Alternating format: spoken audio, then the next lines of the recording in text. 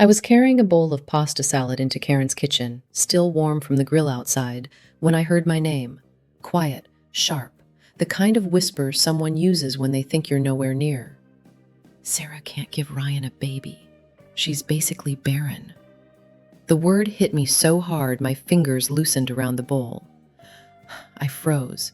Every sound in the house folding into silence. Kids laughing in the yard, the clink of ice in a pitcher, the faint hum of country music. Everything blurred as if the walls were moving farther away from me. Karen's voice came again, lower this time, like she was settling into a confession she'd repeated many times before. Ryan deserves a real chance at a family. She's holding him back. My stomach twisted. I stood there, halfway between the hallway and the kitchen, suspended in disbelief. I didn't want to breathe too loudly, didn't want to alert them, didn't want any of this to be real. My life wasn't supposed to crack like this, quietly, in someone else's kitchen, over someone else's judgment. Aunt Linda noticed me first. Her face softened instantly, recognition flashing like a warning light. She set her mug down and took a careful step toward me, as if any sudden movement might shatter me.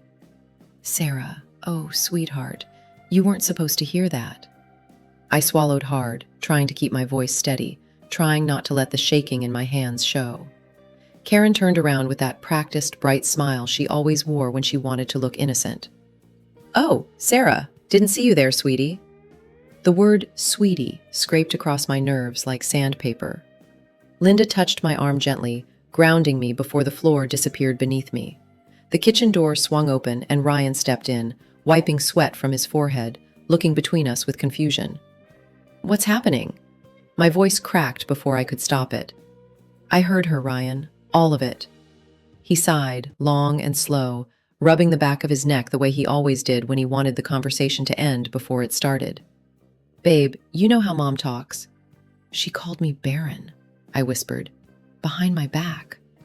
Karen folded her arms, chin lifted. I never said that. She misheard. Aunt Linda shifted uncomfortably.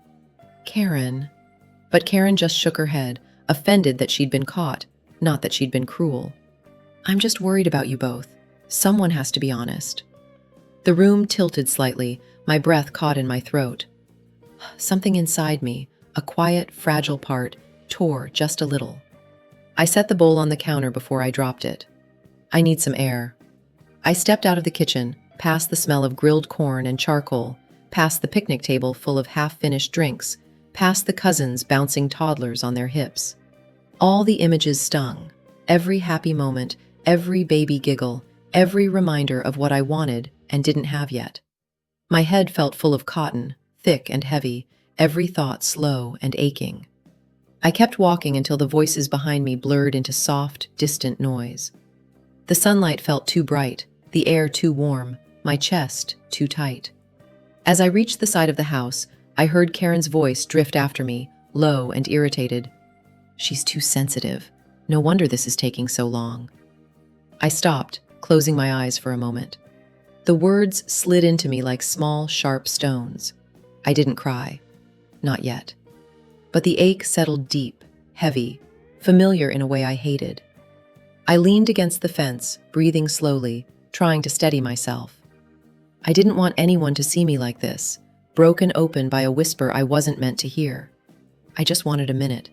Just 1 minute where I didn't feel like my body was a subject for discussion, a score to be kept, a disappointment someone else felt entitled to measure. I didn't know how long I stood there, letting the breeze cool my face, letting my hands stop shaking. I just knew the moment inside that kitchen changed something I couldn't unfeel. It wasn't just the words she used, it was the certainty in her voice, the confidence with which she declared my future. And as much as her whisper cut me, the silence from the man I loved cut deeper. I didn't go back inside for a while. I stood by the fence until my hands finally stopped shaking, until the sting behind my eyes settled into a dull, familiar ache. When I eventually walked back toward the house, I could hear everyone laughing again, like nothing had happened, like my whole world hadn't just shifted a few inches to the left. I slipped in through the sliding door as quietly as I could. Nobody looked up. Plates clinked. Someone shouted about overcooked burgers. A toddler screamed happily over a juice box.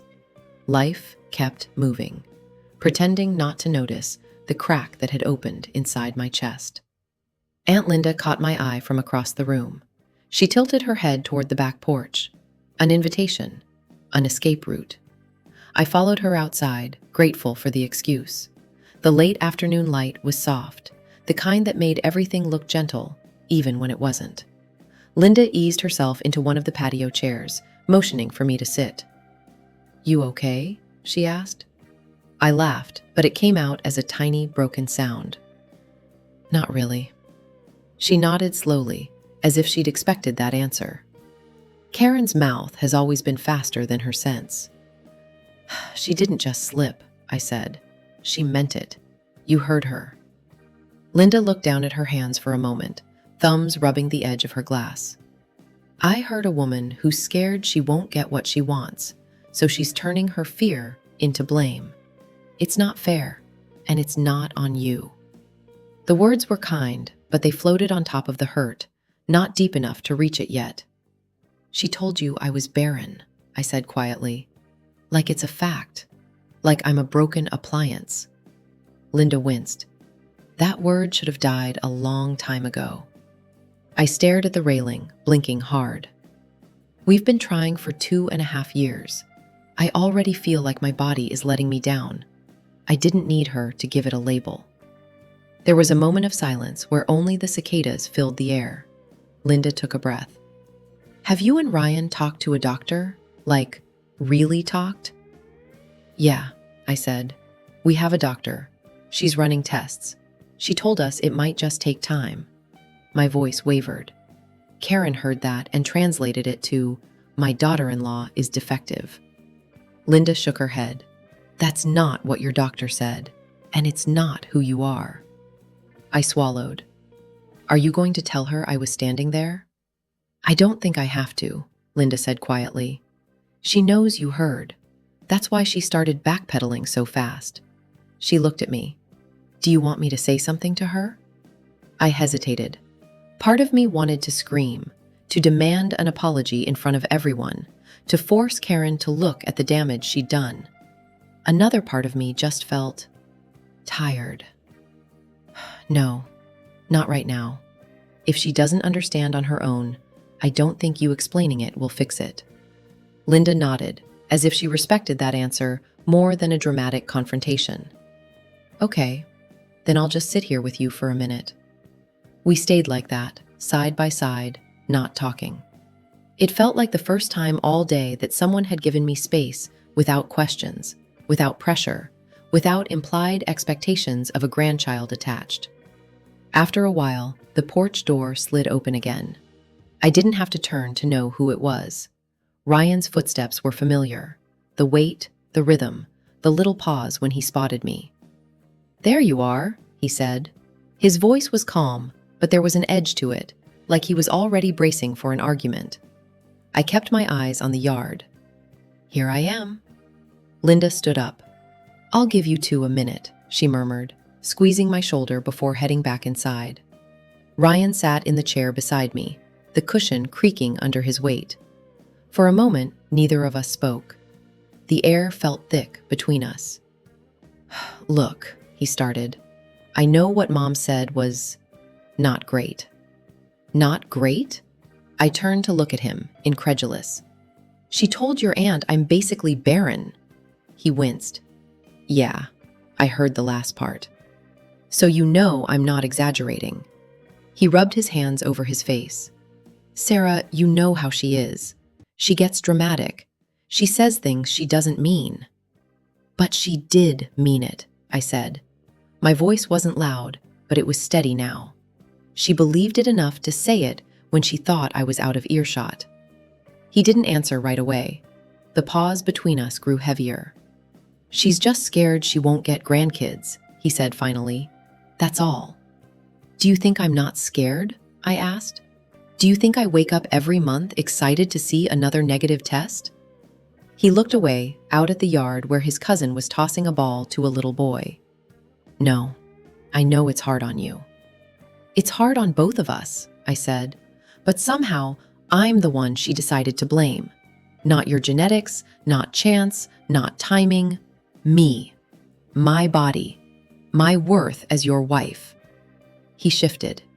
It's just easier for her to see it that way. I let out a bitter little laugh. Easier for who? He didn't have an answer. We sat there for a few seconds after that, the silence heavier than anything either of us had actually said. The sounds of the cookout floated around us, the grill hissing, somebody laughing too loudly, a baby starting to fuss. But on that little back porch, it felt like the world had narrowed down to the space between his chair and mine. He didn't reach for my hand. I didn't reach for his. "Okay," I said finally, my voice small but steady. "You don't think I'm broken. That's something." He nodded once, staring at a crack in the wooden boards. "Yeah." The sliding door opened behind us and Karen called out that dessert was ready. Linda's voice followed, lighter, trying to smooth things over. I could have stayed outside for the rest of the night, hiding in the soft shade, but I knew how this went. If I didn't walk back in there, I'd be branded as rude on top of everything else. "We should go in," I murmured. "Yeah," Ryan said again. We stepped back into the house together, but it didn't feel like together. It felt like walking side by side with a stranger who happened to know where we kept the spare sheets and which brand of cereal I pretended not to like, but always bought. For the rest of the evening, I played the part. I smiled at the right times, nodded along to stories I'd heard before, laughed when someone's kid did something messy and cute. Karen didn't look directly at me for a long time. When our eyes finally met across the kitchen, her expression was flat, unreadable, like nothing had happened at all. I wondered how many times she'd spoken about me like that when I wasn't around. How many evenings just like this had passed with my name in her mouth and my body on trial. By the time we finally said our goodbyes, the sky had turned deep purple. We climbed into the car, and the moment the door shut, the noise of the house cut off, like someone had flicked a switch. Ryan started the engine. The radio came on quietly, some old song from the 90s we both knew the words to, but neither of us sang along. The first few miles passed in silence. "So," I said at last, eyes fixed on the dark ribbon of road ahead. "Are we going to talk about this? Or are we going to pretend it was just another Sunday at your mom's?" He tightened his grip on the steering wheel. "I don't know what you want me to say." "I want you to say it was wrong," I replied. "I want you to say you're going to tell her it was wrong.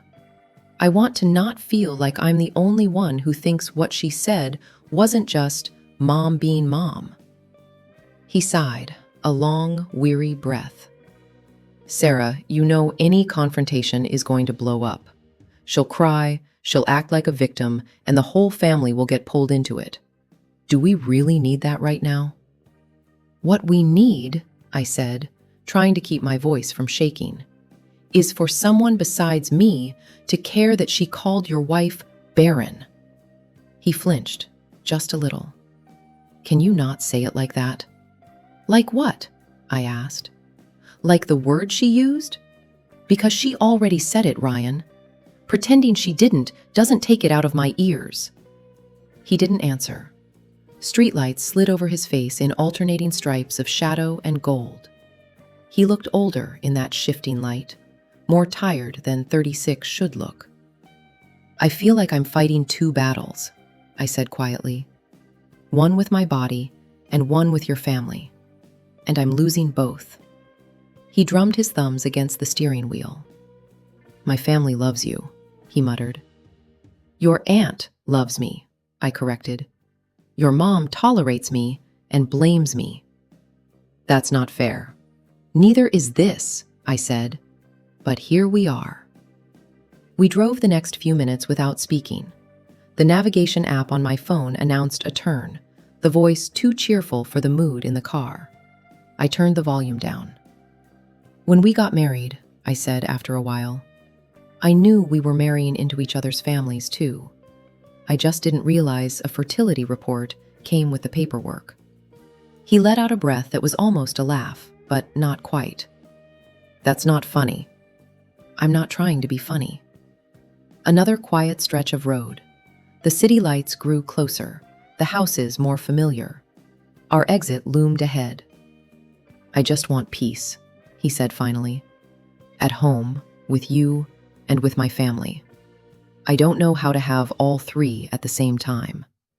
I looked at his profile, the curve of his jaw, the tiny scar on his chin from when he fell off his bike at 12. This was the man who held my hand through blood tests and ultrasounds, who rubbed my back when I curled up on the bathroom floor after another month of disappointment. He was not my enemy, but he also wasn't fully on my side yet. Sometimes you don't get to have peace with people who hurt the person you say you love, I said. Sometimes you have to pick. He swallowed, but didn't reply. We walked into the apartment without turning on the lights, letting the faint glow from the parking lot spill across the living room. It felt like stepping into a quiet version of our life, one where we didn't have to pretend or smile or carry the weight of other people's expectations. I started toward the bathroom, but the heaviness in my chest made me pause. The day had stretched itself into every corner of me, tightening muscles I didn't know I was clenching. In the shower, the water hit my skin in a way that almost hurt before it soothed. I closed my eyes and let it run over me, warm and steady. Tears mixed with it, quiet ones, the kind that come from exhaustion more than sadness. The kind you don't fight because fighting them would take a strength you don't have left. I pressed my forehead against the tile. This wasn't just about what Karen said. It was what she made me feel. Small, defective, like my worth was tied to a single line on a pregnancy test. When I finally stepped out, steam blurred my reflection in the mirror, softening every edge. I wrapped myself in a towel and wiped a small circle clear. My face looked puffy, yes, but alive, determined, not broken. I slipped into an oversized t-shirt and walked into the bedroom. Ryan was sitting on the edge of the bed, elbows on his knees, staring down at the floor like the wood grain held answers. He looked up when he heard me. "You okay?" "I'm processing," I said. He nodded. "I get that." I sat beside him, leaving a small space between us. "I need you to hear something without getting defensive." He straightened, bracing himself. "Okay." "I know you love me," I said softly. "I've never doubted that. But today, it felt like you loved keeping the peace more." He winced a little. I didn't know what to say. "You could have said she was wrong," I replied. "You could have said something, anything, to let me know you were with me." He rubbed his hands together. I froze. "I know," I said gently, "but freezing leaves me alone." He let out a long breath. "I'll talk to her." "When?" "Soon, this week. I just don't want it to turn into a full family war." "It won't," I said. "It'll just be uncomfortable. And sometimes discomfort is what makes people change." He leaned back, staring at the ceiling. "I just want things to be easy." "Things are easy," I said, "until someone hurts me, and then you pretend it's nothing." He closed his eyes for a moment. "You're right." The words landed softly, not dramatic, but sincere. They loosened something tight inside me. He shifted, then opened his arms a little. "Come here?" I hesitated only a second before moving into his side, resting my head on his shoulder. His arm wrapped around me, familiar and warm. The kind of closeness that reminds you why you chose someone in the first place. "I do want a baby with you," he murmured. "Not with anyone else. You." A small warmth bloomed in my chest. "I know. I just didn't expect it to be this hard," he admitted, "or to feel this scared." "Me either," I whispered. We lay like that for a long time, the world outside fading to nothing, the room quiet except for the hum of the AC and the soft rhythm of his breathing. "I don't want today to be our normal," I finally said. "It won't be," he answered. I let myself believe him. just a little. Enough to ease the ache without pretending everything was fixed. As sleep pulled at the edges of my mind, I felt something small but real settle inside me. A tiny thread of hope, fragile but present. Maybe tomorrow wouldn't erase the hurt, but maybe it would start stitching something back together. For tonight, that was enough. Before my eyes fully closed, I felt Ryan shift beside me, turning slightly so he could face me better in the dark. "Sarah," he whispered. "I don't want you to ever feel like you're fighting this alone."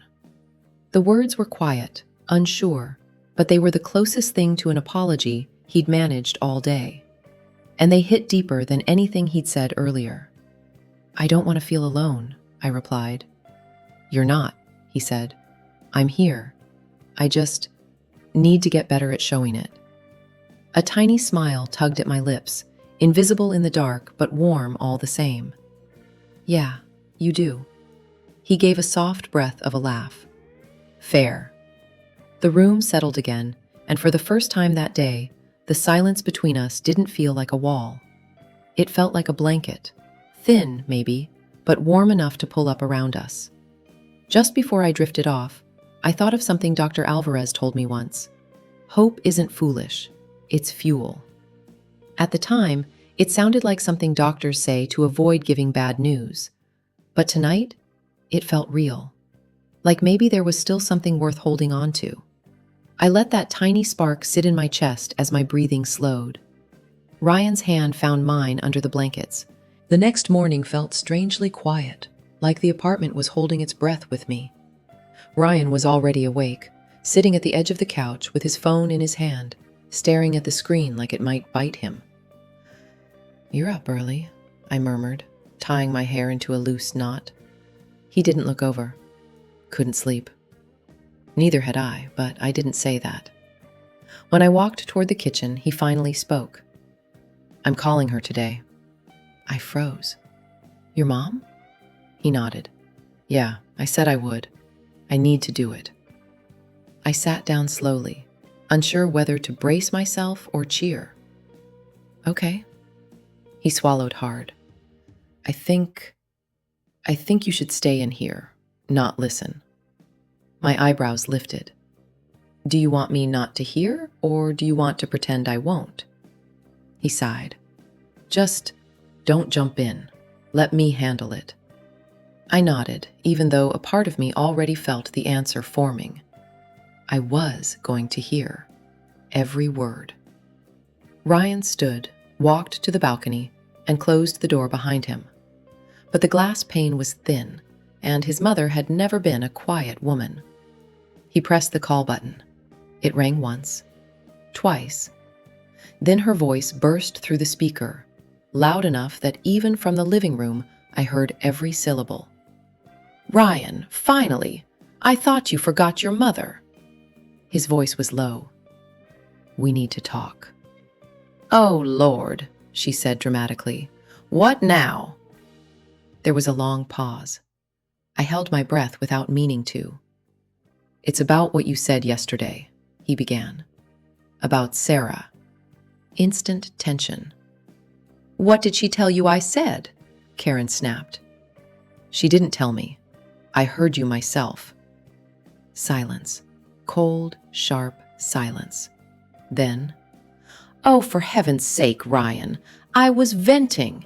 Every mother wants grandkids. I didn't mean anything by it." "You called her Barren." "That's just a word," she said flippantly. "People say worse things on TV." I pressed my hand to my chest. That wasn't an apology. It was worse than no apology at all. Ryan's voice hardened. "Mom, that word hurt her. It was cruel." "Oh, so now I'm the villain?" Karen confided back. "She can't give you a child, and I'm not supposed to be upset?" My stomach twisted. There it was. The truth she hadn't said out loud yesterday, but clearly believed. Ryan didn't speak for a moment. Then, "Don't talk about her like that." Karen scoffed. "Oh, you've been brainwashed. She's making you soft." I heard Ryan exhale sharply. She's my wife. And that does magically fix her fertility. There was rustling, like she had started pacing. You're wasting your best years, Ryan. Core family, your partner's on mother, experiencing about your cousins at being a father. I closed my eyes. The words felt heavy, poisonous. Ryan's voice finally rose, louder than I'd ever heard it. Stop it. Stop acting like Sarah is some defective project. She's a human being. She's my parving. Oh, please, Karen snapped. You think love makes babies? Conspiracy icons, comparing shock coping. A criticizing ache glass now, jaw clenched, shoulders tight, pacing just with his mother. He looking like a man reaching the edge of something. You don't know what you're talking about, he said. Oh, don't I? She's of the words choosing doctors. She's the public dollars, your taxes. She's the one, cut our mom. Karen working quiet, dead quiet. What results? She demanded. Ryan rescued his forehead. Dr. Alvarez called this morning. My sons came with, as David dislammed, driving using my chest. Karen sputtered. What? Prop tough. Top said. Victory's having. You're talking me at such conscious as doctor? But Karen then expire groan, sharply looking. You're make you behind. Questions. Cut, she started, text. When once she sport her scene, your closing covering. I felt tips to his cotton. Ryan yet out a long exhale. You bout being Karen keeping your convictions. For the parents, she reading with something to throw back. No excuse. Ryan speaking, just shock. With words of respected, not patience, top. After asking yet? Then you don't have with this coaching with you. The book's watching. Graft, not recognizing gasp, but a real do that content. I'm waking my son, covering this with another books together, a lot. Robert number, top writing, but tooth while conscious to closing. Ryan stood in the middle of the living room for a long moment after the call, hands on his hips, breathing like he'd just run a mile instead of talk to his mother. The morning light softened the edges of everything, the couch, the curtains, his exhausted face. But it didn't soften what had just happened. He'd finally stood up for me. And now the fallout was coming. He sat down slowly, elbows on his knees. I waited, giving him space. Neither of us knew what the next word should be, which made the silence feel heavier than the conversation that came before it. She's in shock, he said finally. So are you, I replied. He nodded once. Yeah. I walked over and sat beside him, not touching, just close enough that he'd know I was there. He looked at me like he wanted to say something, then looked away again. I didn't think it would hit her that hard, he murmured. The idea that it might be me. That's the problem, I said quietly. It shouldn't hit her at all. It's not her business. He exhaled through his nose, a humorless, almost laugh. Impossible concept for her. We sat in silence again. He leaned back against the couch and let his head fall against the cushion. His eyes were tired, but beneath the exhaustion was something new. Accountability, awareness, maybe even grief. Then, unexpectedly, he whispered, I'm scared. It wasn't dramatic, it wasn't loud, but it was honest in a way he rarely let himself be. I turned toward him. I know. No, I mean... He rubbed his palms together, searching for words. I always assumed the problem couldn't be me. I didn't even think about it, not really. And now that I know it might be, it feels like the ground shifted under me. I nodded slowly. That's how I felt for 2.5 years. His jaw tightened, a realization settling in. I'm sorry, he said. I didn't get it before. You couldn't have, I said gently. Not fully. He ran a hand through his hair. It's not just about the results. It's everything. Mom, how I didn't shut her down sooner, how I let you carry all the weight alone. I swallowed, because hearing him say it out loud was something I didn't know I needed. I didn't carry it alone, I said softly. You were there. You just weren't loud. He gave a tiny huff of a laugh. Loud, right. Should have been yelling. Not yelling, I corrected. Just standing next to me instead of behind her. He nodded. Yeah, I get that now. There was a knock at the door. Both of us froze. A second knock, sharper. Ryan frowned. Who? I swear, I whispered, if that's your mother. He stood up cautiously and looked through the peephole. His shoulders slumped. Of course, he muttered. My stomach tightened. I stood, heart beating too fast. Do not open that door, I whispered. Not right now. But Ryan already had the handle in his grip. She's going to stand out here and make a scene, he said. You know she will. I don't care, I hissed. Let her. Another knock, this one followed by her voice. Ryan, open the door. We need to talk. I closed my eyes. Of course she came. Of course she couldn't sit with discomfort for more than 20 minutes. Ryan looked at me, torn. What do you want to do? If you open it, I said, you handle it, not me. He nodded once, tight, nervous, and unlocked the door. Karen swept inside like the apartment air was hers to breathe. Her hair was pulled back, her purse clutched too tightly. She looked shaken, which was rare, almost human. She pointed at Ryan. You dropped a bomb on me. You dropped one first, he replied calmly. She turned to me next, and for the first time since I'd met her, her eyes didn't hold judgment or superiority. They held something like fear, or humiliation, or both. I didn't know, she whispered, about the test results. That's because it isn't your business, I replied, my voice even. Karen flinched. Ryan stepped beside me, his presence solid. Mom, we're handling this together. You don't get to create villains in your head because you're scared. Karen blinked fast, her throat bobbing. I wasn't trying to create a villain. You did, Ryan said, and you aimed everything at Sarah. Karen looked at me again, and for a moment her face softened. Not fully, not comfortably, but enough.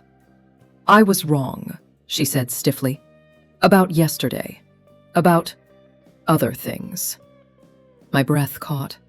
It wasn't an apology, but it was closer than she'd ever been. I was scared, Karen continued. I thought if something was wrong, it had to be her. Because if it wasn't, her voice cracked just barely. Because if it wasn't, then it meant something might be wrong with my son. I stared at her, my chest tightening. There it was, the truth that had been hiding under every harsh word she'd said. Ryan stepped closer. Mom, you hurt her. I know, Karen whispered.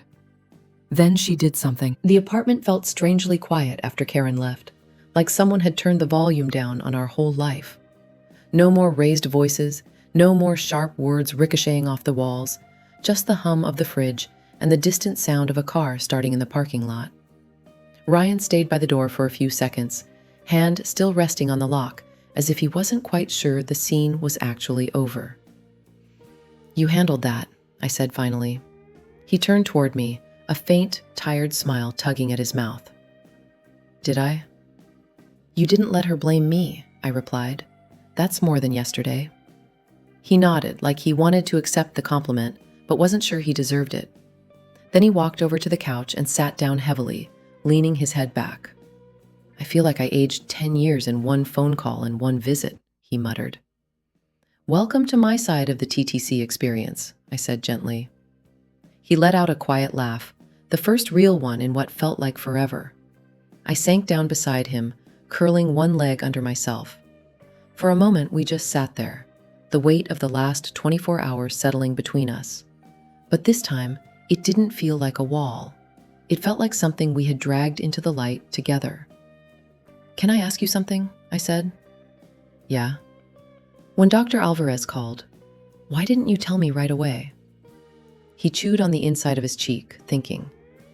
"Because I needed a second to hear it myself, to let it be real before I watched it land on your face, too." I nodded slowly. "Fair." "And," he added quietly, "I was ashamed." I turned to look at him. "Ashamed of what?" "Of the idea that it might be me," he said, staring at the ceiling. "I've spent 2.5 years secretly hoping every test would say it was you, because then at least I wouldn't have to question myself." The honesty burned, but not because it was cruel, because it was true and brave. "Thank you for saying that out loud," I whispered. He glanced over. "You're not mad?" "I'm hurt that you felt you had to wish that," I said. "But mad? No. I get it more than you think." He frowned. "You do?" "Do you know how many nights I've sat on the bathroom floor?" I said quietly, "hoping the next test will finally prove my body isn't the problem? That I'm not the weak link in our story?" His expression softened. "I'm sorry." "It's not about sorry," I replied. "It's about the fact that we've both been terrified, alone, in our own corners, and none of that was necessary." We fell quiet again, not uncomfortable, just thoughtful. After a while, Ryan spoke. "Dr. Alvarez wants us both in her office next week," he said, "to go over everything together." "Okay," I said, "we'll go." "I don't know what she's going to recommend," he admitted. "Meds, procedures, lifestyle changes, whatever it is, I want us to decide together."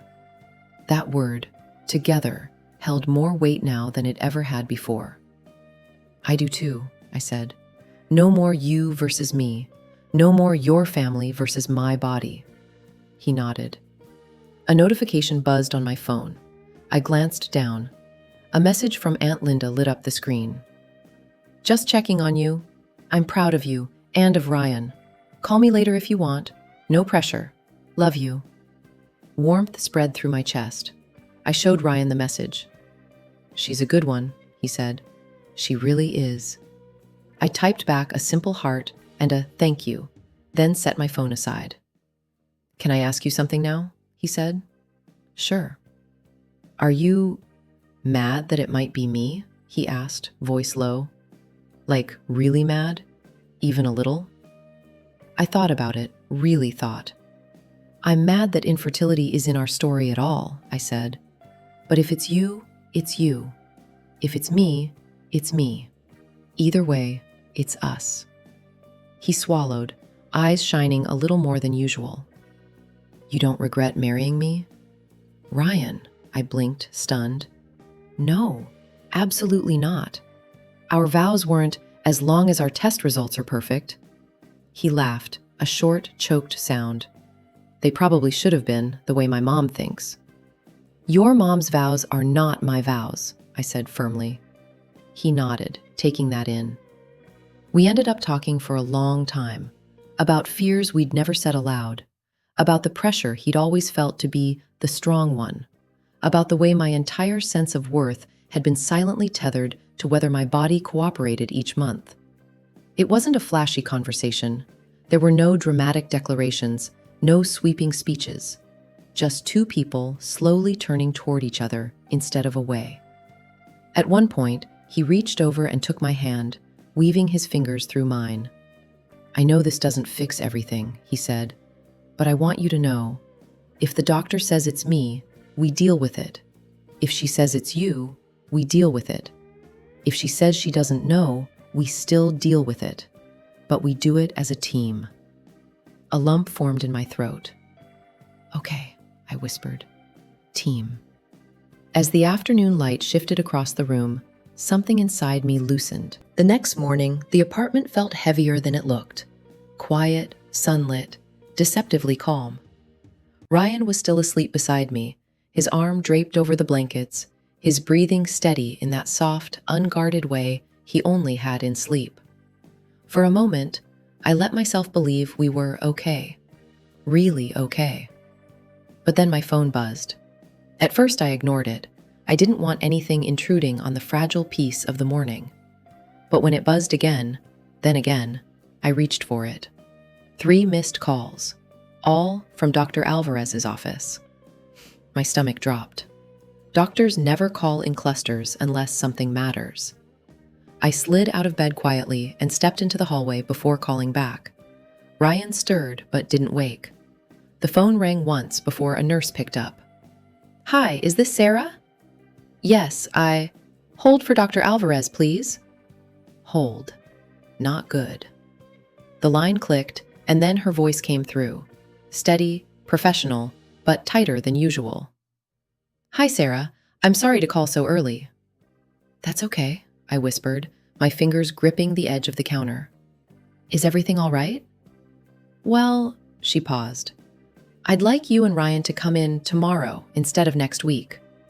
My pulse quickened. "Tomorrow? Why?" "It's nothing dangerous," she said quickly, "but it's important, and I'd rather discuss it in person." My throat tightened. "It's about the test results, isn't it?" "Yes." "And they're bad?" Another pause. Too long.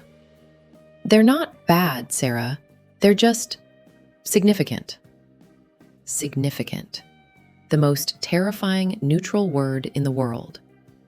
"I understand," I said. "Tell Ryan as soon as he's awake," she added gently. "And try not to worry too much today." Too late. We hung up. I stood in the hallway for a long moment, phone still pressed to my ear, breathing shallowly. A wave of dread rolled through me, but beneath it, something else stirred. Curiosity, fear, hope, all tangled together. When I returned to the bedroom, Ryan was awake, propped on his elbow, rubbing his eyes. "Who was that?" he asked, voice sleep rough. "Dr. Alvarez," I said softly. He sat up fully, every trace of sleep gone. "What did she say?" "She wants us to come in tomorrow," I replied. "Not next week." His jaw tightened. "Why?" "She wouldn't say, just that it's important." Ryan ran a hand through his hair and exhaled. "Great. Love that." I sat on the edge of the bed. "She said it's not dangerous, just significant." He frowned. "Significant how?" "I don't know," I whispered. "She wouldn't tell me over the phone." We stared at each other in the dim morning light, both of us trying to guess what waited for us in that office. Was it him? Was it me? Was it both of us? Something genetic? Something time-sensitive? Something completely unexpected? Ryan's phone buzzed suddenly, startling both of us. A text from his mother. Of course. He hesitated, then opened it. "I've been thinking. I want to understand. Can we talk again today?" I scoffed. "Absolutely not." Ryan looked torn. "She's trying." "She's intruding," I corrected. "And right now, we need to protect our energy, not drain it." He nodded slowly. "Yeah, you're right." He set the phone down and reached for my hand. His fingers were cold. "I'm scared," he admitted. "Me too." "But whatever this is," he said, "we're in it together. I meant that yesterday." A lump formed in my throat. "I know." He squeezed my hand. "Tomorrow. We'll deal with it tomorrow."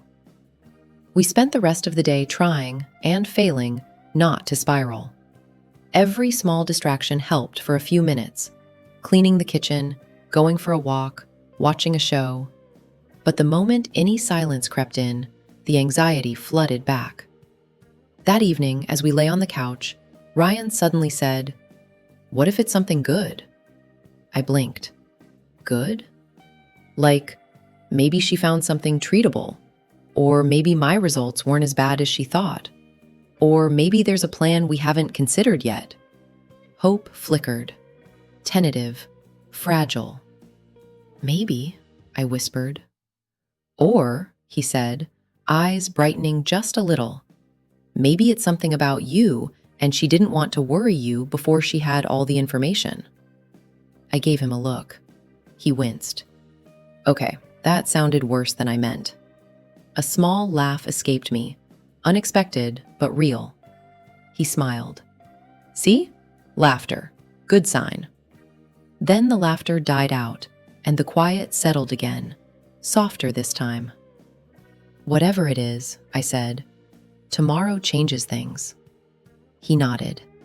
Yeah, one body or another. When we finally got into bed, he pulled me close, his hand resting against my stomach in a way that felt both protective and longing. I just want a future, he murmured, with you and a child, however that happens. Me too, I whispered. As I drifted toward sleep, one thought pulsed in the back of my mind. Significant. Not good, not bad, just different. And different could mean 100 things.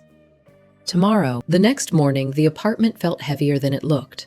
Quiet, sunlit, deceptively calm. Ryan was still asleep beside me, his arm draped over the blankets, his breathing steady in that soft, unguarded way he only had in sleep. For a moment, I let myself believe we were okay. Really okay. But then my phone buzzed. At first, I ignored it. I didn't want anything intruding on the fragile peace of the morning. But when it buzzed again, then again, I reached for it. 3 missed calls, all from Dr. Alvarez's office. My stomach dropped. Doctors never call in clusters unless something matters. I slid out of bed quietly and stepped into the hallway before calling back. Ryan stirred but didn't wake. The phone rang once before a nurse picked up. Hi, is this Sarah? Yes, Hold for Dr. Alvarez, please. Hold. Not good. The line clicked and then her voice came through, steady, professional, but tighter than usual. Hi, Sarah. I'm sorry to call so early. That's okay, I whispered, my fingers gripping the edge of the counter. Is everything all right? Well, she paused. I'd like you and Ryan to come in tomorrow instead of next week.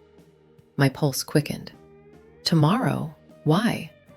It's nothing dangerous, she said quickly, but it's important, and I'd rather discuss it in person. My throat tightened. It's about the test results, isn't it? Yes. And they're bad? Another pause. Too long. They're not bad, Sarah. They're just significant. Significant. The most terrifying neutral word in the world. I understand, I said. Tell Ryan as soon as he's awake, she added gently. And try not to worry too much today. Too late. We hung up. I stood in the hallway for a long moment, phone still pressed to my ear, breathing shallowly. A wave of dread rolled through me, but beneath it, something else stirred. Curiosity, fear, hope, all tangled together.